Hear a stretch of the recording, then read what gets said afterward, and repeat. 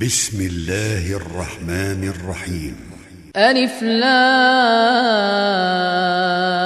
را، تلك آيات الكتاب المبين. إنا أنزلناه قرآنا عربيا لعلكم تعقلون. نحن نقص عليك أحسن القصص بما أوحينا إليك هذا القرآن وإن كنت من قبله لمن الغافلين. إذ قال يوسف لأبيه يا أبت إني رأيت 11 كوكبا والشمس والقمر رأيتهم لي ساجدين. قال يا بني لا تقصص رؤياك على إخوتك فيكيدوا لك كيدا إن الشيطان للإنسان عدو مبين. وكذلك يجتبيك ربك ويعلمك من تأويل الأحاديث ويتم نعمته عليك وعلى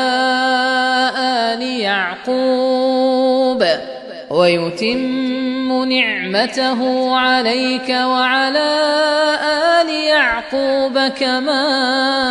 أتمها على أبويك من قبل إبراهيم وإسحاق إن ربك عليم حكيم. لقد كان في يوسف وإخوته آيات للسائلين إذ قالوا ليوسف وأخوه أحب إلى أبينا منا ونحن عصبة إن أبانا لفي ضلال مبين. اقتلوا يوسف أو اطرحوه أرضا يخل لكم وجه أبيكم وتكونوا من بعده قوما صالحين. قال قائل منهم لا تقتلوا يوسف وألقوه في غيابة الجب يلتقطه بعض السيارة إن كنتم فاعلين. قالوا يا أبانا ما لك لا تأمنا على يوسف وإنا له لناصحون. أرسله معنا غدا يرتع ويلعب وإنا له لحافظون. قال إني ليحزنني أن تذهبوا به وأخاف أن يأكله الذئب وأنتم عنه غافلون. قالوا لئن أكله الذئب ونحن عصبة إنا إذا لخاسرون. فلما ذهبوا به وأجمعوا أن يجعلوه في غيابة الجب وأوحينا إليه لتنبئنهم بأمرهم هذا وهم لا يشعرون. وجاءوا أباهم عشاء يبكون. قالوا يا أبانا إنا ذهبنا نستبق وتركنا يوسف عند متاعنا فأكله الذئب وما أنت بمؤمن لنا ولو كنا صادقين. وجاءوا على قميصه بدم كذب قال بل سولت لكم أنفسكم أمرا فصبر جميل والله المستعان على ما تصفون. وجاءت سيارة فأرسلوا واردهم فأدلى دلوه قال يا بشرى هذا غلام وأسروه بضاعة والله عليم بما يعملون وشروه بثمن بخس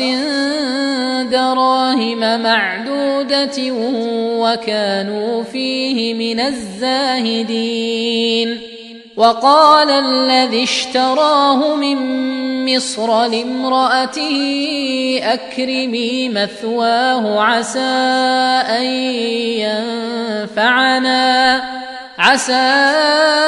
أن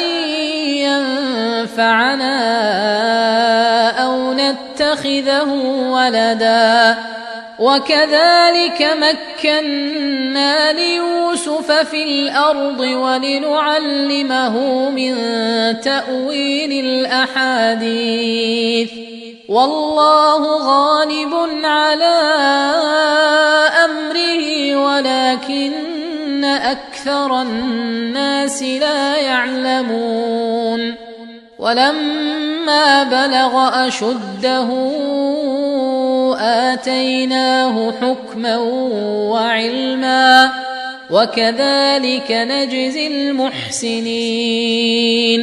وراودته التي هو في بيتها عن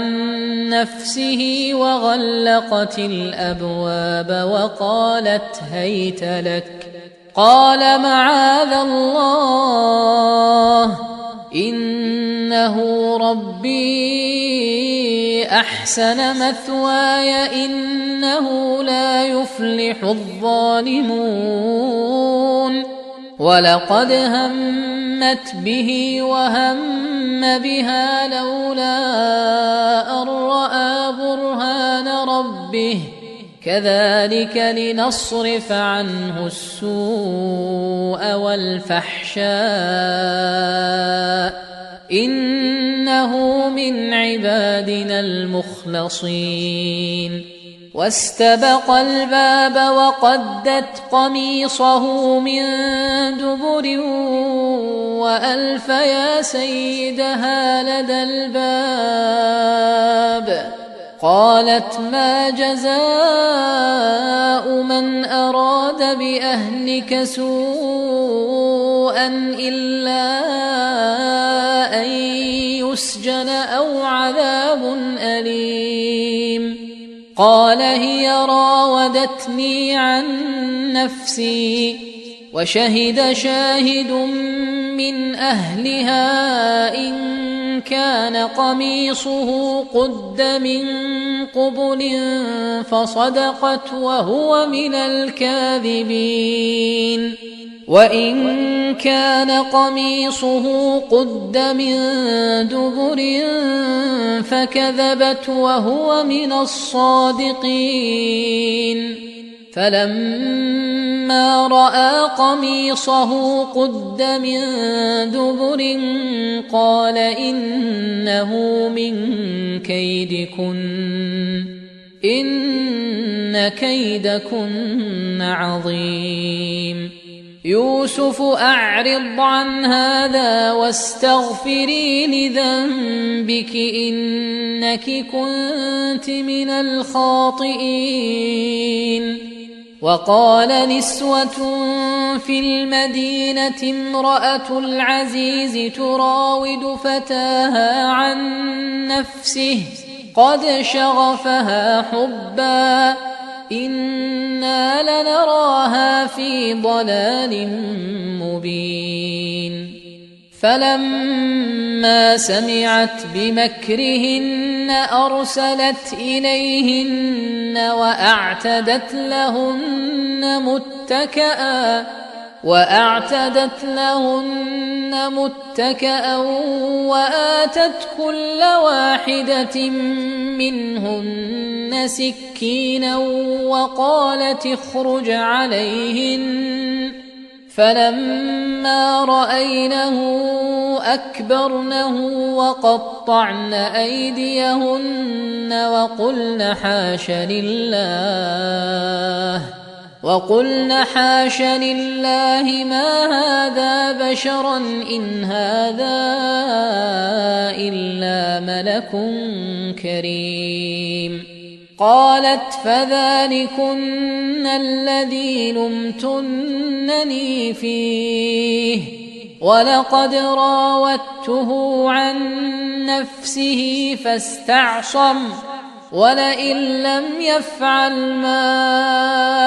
آمره ليسجنن وليكون من الصاغرين. قال رب السجن أحب إلي مما يدعونني إليه وإلا تصرف عني كيدهن أصب إليهن وأكن من الجاهلين.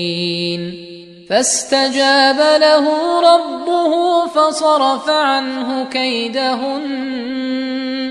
إنه هو السميع العليم. ثم بدا لهم من بعد ما رأوا الآيات ليسجننه حتى حين. ودخل معه السجن فتيان قال أحدهما إني أراني أعصر خمرا وقال الآخر إني أراني أحمل فوق رأسي خبزا تأكل الطير منه نبئنا بتأويله إنا نراك من المحسنين. قال لا يأتيكما طعام ترزقانه إلا نبأتكما بتأويله قبل أن يأتيكما ذلكما مما علمني ربي إني تركت ملة قوم لا يؤمنون بالله وهم بالآخرة هم كافرون واتبعت ملة آبائي إبراهيم وإسحاق ويعقوب ما كان لنا أن نشرك بالله من شيء ذلك من فضل الله علينا وعلى الناس ولكن أكثر الناس لا يشكرون. يا صاحبي السجن أأرباب متفرقون خير أم الله الواحد القهار ما تعبدون من دونه إلا أسماء سميتموها أنتم وآباؤكم ما أنزل الله بها من سلطان إن الحكم إلا لله أمر ألا تعبدوا إلا إياه ذلك الدين القيم ولكن أكثر الناس لا يعلمون. يا صاحبي السجن أما أحدكما فيسقي ربه خمرا وأما الآخر فيصلب فتأكل الطير من رأسه قضي الأمر الذي فيه تستفتيان وقال للذي ظن أنه ناج منهما اذكرني عند ربك فأنساه الشيطان ذكر ربه فلبث في السجن 10 سنين. وقال الملك إني أرى 7 بقرات سمان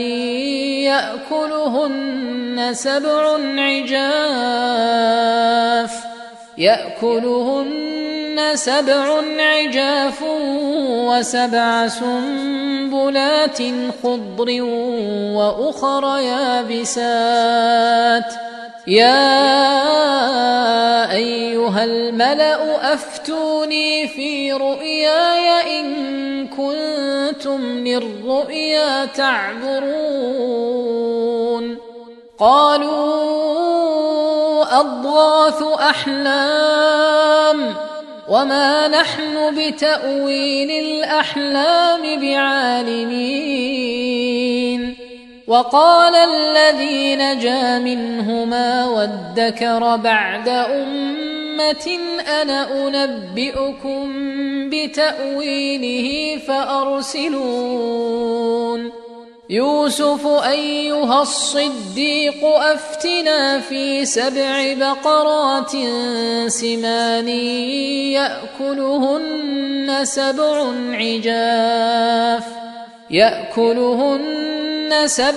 عجاف و7 سنبلات خضر وأخر يابسات لعلي أرجع إلى الناس لعلهم يعلمون. قال تزرعون 7 سنين دأبا فما حصدتم فذروه في سنبله إلا قليلا مما تأكلون. ثم يأتي من بعد ذلك 7 شداد يأكلن ما قدمتم لهن إلا قليلا مما تحصنون. ثم يأتي من بعد ذلك عام فيه يغاث الناس وفيه يعصرون. وقال الملك ائتوني به فلما جاءه الرسول قال ارجع إلى ربك فاسأله ما بال النسوة اللاتي قطعن أيديهن إن ربي بكيدهن عليم. قال ما خطبكن إذ راوتن يوسف عن نفسه قلن حاش لله ما علمنا عليه من سوء. قالت امرأة العزيز الآن حصحص الحق أنا راودته عن نفسه وإنه لمن الصادقين. ذلك ليعلم أني لم أخنه بالغيب وأن الله لا يهدي كيد الخائنين. وما أبرئ نفسي إن النفس لأمارة بالسوء إلا ما رحم ربي إن ربي غفور رحيم. وقال الملك ائتوني به أستخلصه لنفسي فلما كلمه قال إنك اليوم لدينا مكين أمين. قال اجعلني على خزائن الأرض إني حفيظ عليم. وكذلك مكنا مكنا ليوسف في الأرض يتبوأ منها حيث يشاء نصيب برحمتنا من نشاء ولا نضيع أجر المحسنين ولأجر الآخرة خير للذين آمنوا وكانوا يتقون وجاء إخوة يوسف فدخلوا عليه فعرفهم وهم له منكرون ولما جهزهم بجهازهم قال ائتوني بأخ لكم من أبيكم ألا ترون أني أوفي الكيل وأنا خير المنزلين فإن لم تأتوني به فلا كيل لكم عندي ولا تقربون قالوا سنراود عنه أباه وإنا لفاعلون وقال لفتيانه اجعلوا بضاعتهم في رحالهم لعلهم يعرفونها إذا انقلبوا إلى أهلهم لعلهم يرجعون فلما رجعوا إلى أبيهم قالوا يا أبانا منع منا الكيل فأرسل معنا أخانا نكتل وإنا له لحافظون قال هل آمنكم عليه إلا كما أمنتكم على أخيه من قبل فالله خير حافظا وهو أرحم الراحمين ولما فتحوا متاعهم وجدوا بضاعتهم ردت إليهم قالوا يا أبانا ما نبغي هذه بضاعتنا ردت إلينا ونمير أهلنا ونحفظ أخانا ونزداد كيل بعير ذلك كيل يسير قال لن أرسله معكم حتى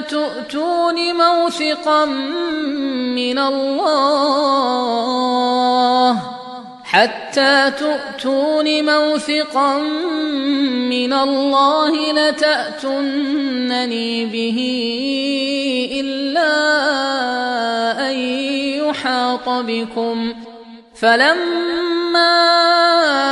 آتوه موثقهم قال الله على ما نقول وكيل وقال يا بني لا تدخلوا من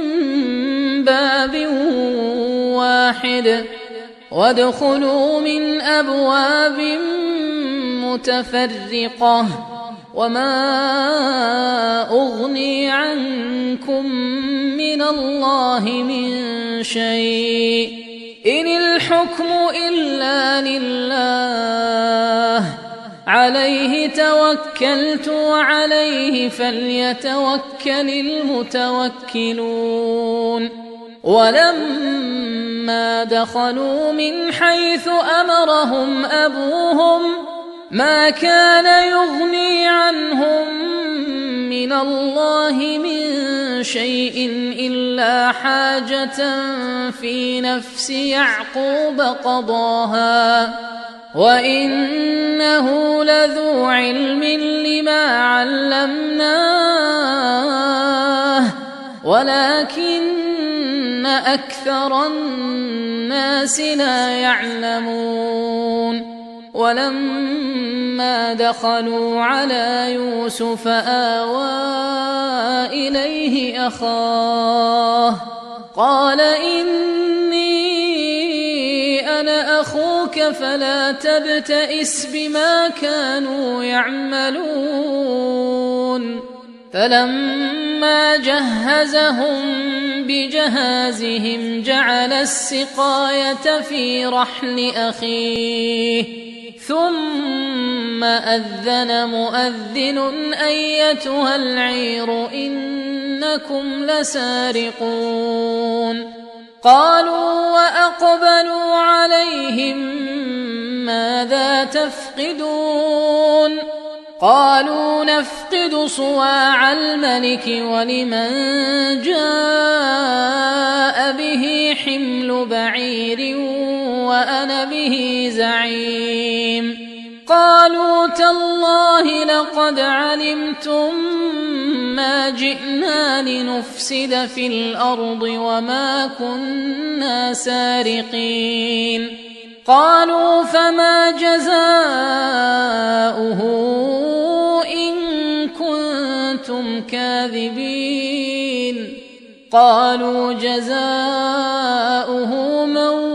وجد في رحله فهو جزاؤه كذلك نجزي الظالمين فبدأ بأوعيتهم قبل وعاء أخيه ثم استخرجها من وعاء أخيه كذلك كدنا ليوسف ما كان ليأخذ أخاه في دين الملك إلا أن يشاء الله نرفع درجات من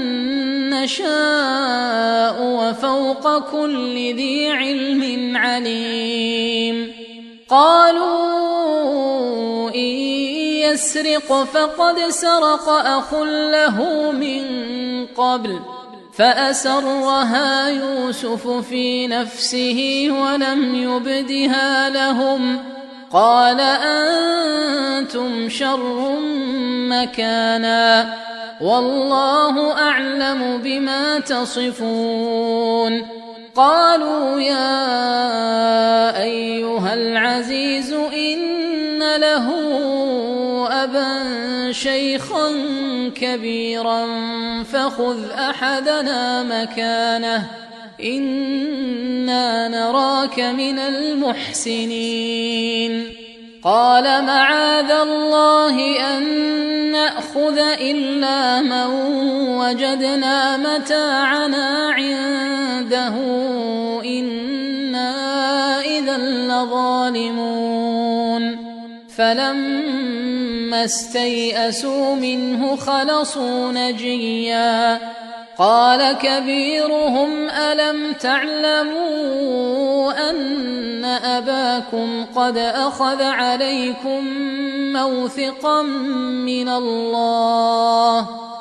أخذ عليكم موثقا من الله ومن قبل ما فرطتم في يوسف فلن أبرح الأرض حتى يأذن لي أبي أو يحكم الله لي وهو خير الحاكمين ارجعوا إلى أبيكم فقولوا يا أبانا إن ابنك سرق وما شهدنا إلا بما علمنا وما كنا للغيب حافظين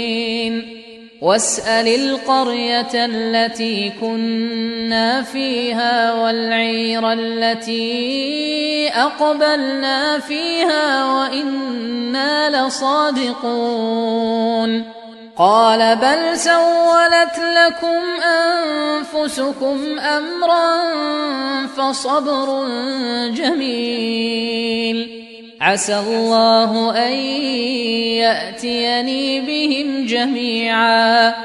إنه هو العليم الحكيم وتولى عنهم وقال يا أسفا على يوسف وابيضت عيناه من الحزن فهو كظيم قالوا تالله تفتأ تذكر يوسف حتى تكون حرضا أو تكون من الهالكين قال إنما أشكو بثي وحزني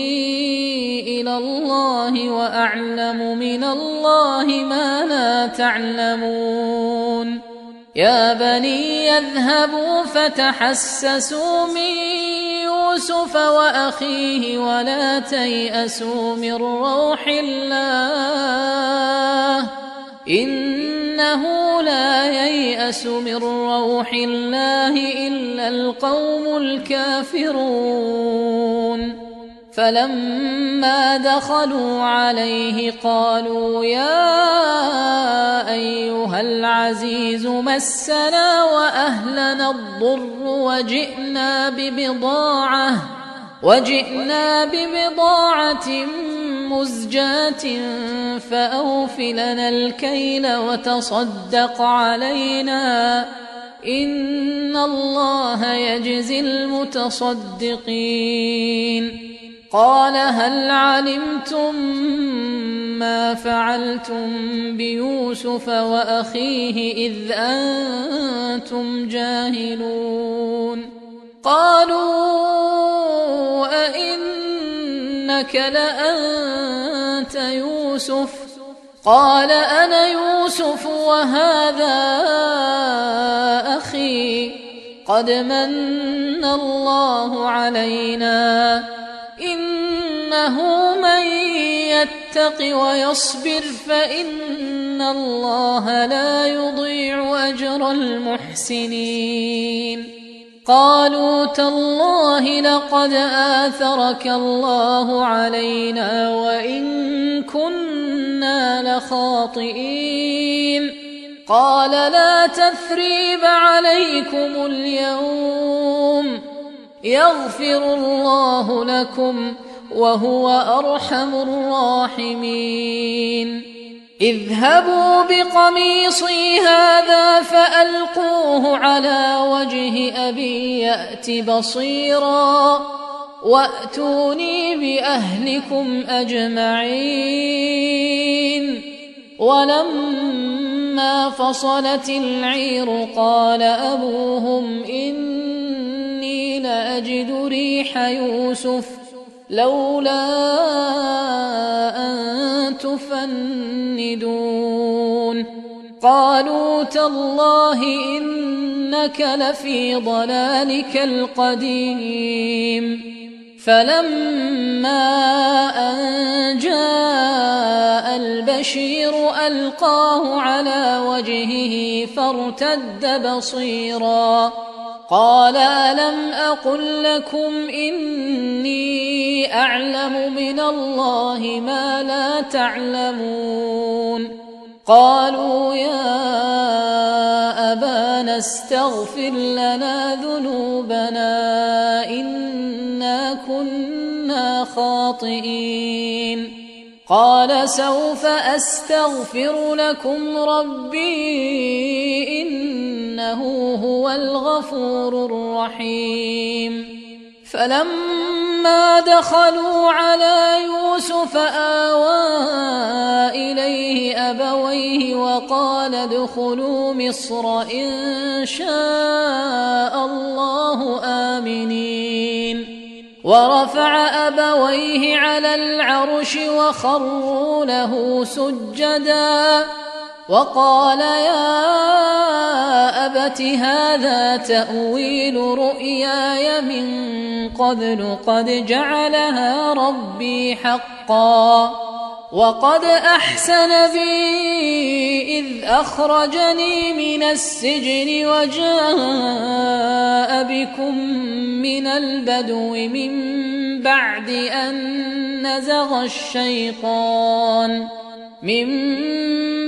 أن نزغ الشيطان بيني وبين إخوتي إن ربي لطيف لما يشاء إنه هو العليم الحكيم رب قد آتيتني من الملك وعلمتني من تأويل الأحاديث فاطر السماوات والأرض أنت وليي في الدنيا والآخرة توفني مسلما وألحقني بالصالحين ذلك من أنباء الغيب نوحيه إليك وما كنت لديهم إذ أجمعوا أمرهم وهم يمكرون وما أكثر الناس ولو حرصت بمؤمنين وما تسألهم عليه من أجر إن هو إلا ذكر للعالمين وكأي من آية في السماوات والأرض يمرون عليها وهم عنها معرضون وما يؤمن أكثرهم بالله إلا وهم مشركون أفأمنوا أن تأتيهم غاشية من عذاب الله أو تأتيهم الساعة بغتة وهم لا يشعرون قل هذه سبيلي أدعو إلى الله على بصيرة أنا ومن اتبعني وسبحان الله وما أنا من المشركين وما أرسلنا من قبلك إلا رجالا نوحي إليهم من أهل القرى أفلم يسيروا في الأرض فينظروا كيف كان عاقبة الذين من قبلهم ولدار الآخرة خير للذين اتقوا أفلا تعقلون حتى إذا استيأس الرسل وظنوا أنهم قد كذبوا جاءهم